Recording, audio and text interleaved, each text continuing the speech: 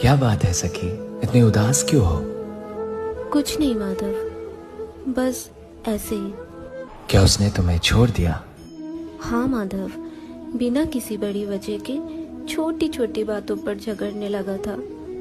मैंने तुम्हें क्या सिखाया था? डिटैचमेंट।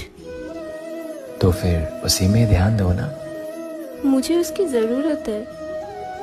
अब समझ नहीं रहे हो माधव। मैं समझ रहा हूँ सखी, पर सोचो, जो सच में तुम्हारा होता क्या वो यूं ही छोड़कर चला जाता?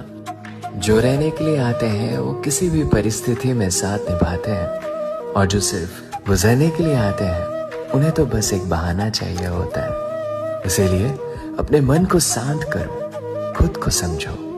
जो तुम्हारे लिए सही है वो तुम्हारी जिंदगी में जरूर आएगा।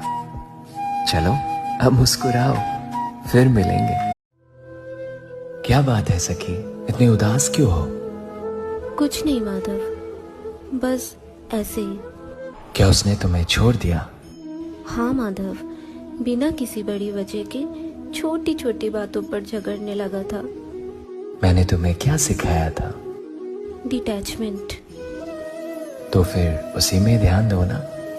मुझे उसकी जरूरत है। अब समझ नहीं रहे हो माधव। मैं समझ रहा हूँ सखी, पर सोचो, जो सच में तुम्हारा होता क्या वो यूं ही छोड़कर चला जाता? जो रहने के लिए आते हैं वो किसी भी परिस्थिति में साथ निभाते हैं, और जो सिर्फ गुजरने के लिए आते हैं उन्हें तो बस एक बहाना चाहिए होता है। इसीलिए अपने मन को शांत करो, खुद को समझो। जो तुम्हारे लिए सही है वो तुम्हारी जिंदगी में जरूर आएगा। चलो अब मुस्कुराओ, फिर मिलेंगे। क्या बात है सखी, इतनी उदास क्यों हो? कुछ नहीं माधव, बस ऐसे ही। क्या उसने तुम्हें छोड़ दिया?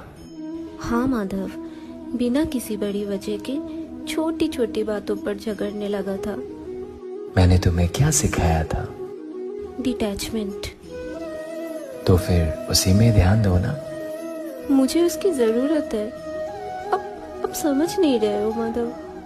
मैं समझ रहा हूँ सखी, पर सोचो, जो सच में तुम्हारा होता क्या वो यूं ही छोड़कर चला जाता? जो रहने के लिए आते हैं वो किसी भी परिस्थिति में साथ निभाते हैं, और जो सिर्फ गुजरने के लिए आते हैं उन्हें तो बस एक बहाना चाहिए होता है। इसीलिए अपने मन को शांत करो, खुद को समझो। जो तुम्हारे लिए सही है वो तुम्हारी जिंदगी में जरूर आएगा। चलो अब मुस्कुराओ, फिर मिलेंगे।